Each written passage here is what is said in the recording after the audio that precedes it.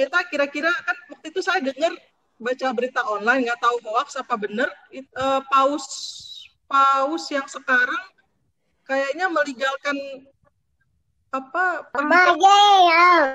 pernikahan sesama jenis itu gimana ya? Apakah karena paus benar-benar sungguh mengampuni orang-orang yang LGBT sehingga dia mengeluarkan apa melegalkan pernikahan LGBT itu, kira-kira gimana Pak Pendeta Esra? Apa itu hoax? Apa itu benar ya? Saya baca di online sih memang. Jadi paus kayaknya mau memberkati, mempersilakan untuk memberkati pasangan LGBT gitu loh Pak Pendeta Esra. Kira-kira pendapat Pak Pendeta gimana ya? Karena belas kasihan. Saya baca juga berita itu. Tapi ya benar atau tidak benar saya juga tidak tahu. Tapi seandainya benar, katakanlah seandainya benar, maka paus jelas salah. Saya berharap bahwa itu hanya hoax saja. Tapi kalau seandainya benar, itu jelas salah. Bukan hanya paus, tapi siapapun juga. Ya, siapapun juga itu tidak bisa atas nama belas kasihan lalu melakukan itu. Ingatlah bahwa belas kasihan itu penting.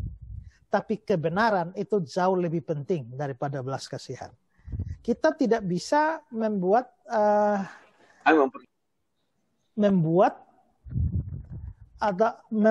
kasih itu menjadi lebih penting daripada kebenaran. Karena jelas bahwa Alkitab menekankan kemurnian atau kebenaran itu di atas kasih.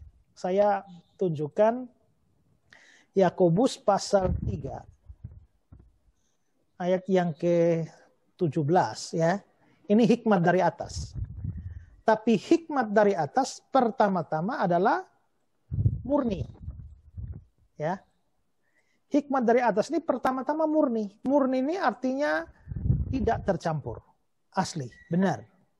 Selanjutnya baru penuh belas kasihan.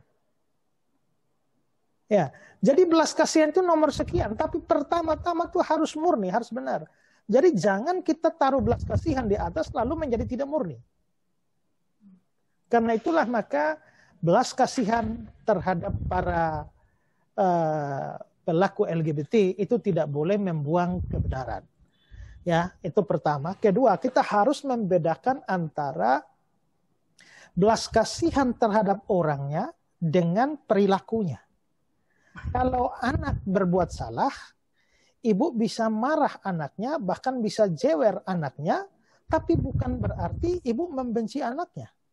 Anaknya tetap dikasihi, tapi perilaku dia yang salah itu kita tolak. Jadi bahwa kita menolak pernikahan sejenis bukan berarti kita tidak berbelas kasihan pada mereka. Ya, kita tetap berbelas kasihan pada mereka, ingin supaya mereka kembali dipulihkan oleh Tuhan. Ya, kita ingin supaya mereka pun menyadari itu sebagai sesuatu yang tidak benar dan karenanya mereka dipulihkan pada Tuhan. Itu wujud belas kasihan kita. Tapi tidak boleh kita lalu akhirnya mengizinkan mereka menikah secara sejenis. Itu namanya belas kasihan yang merusak kebenaran atau melawan kebenaran. Dan itu pasti tidak benar di hadapan Tuhan.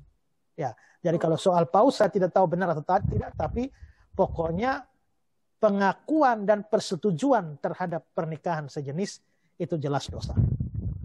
Ya.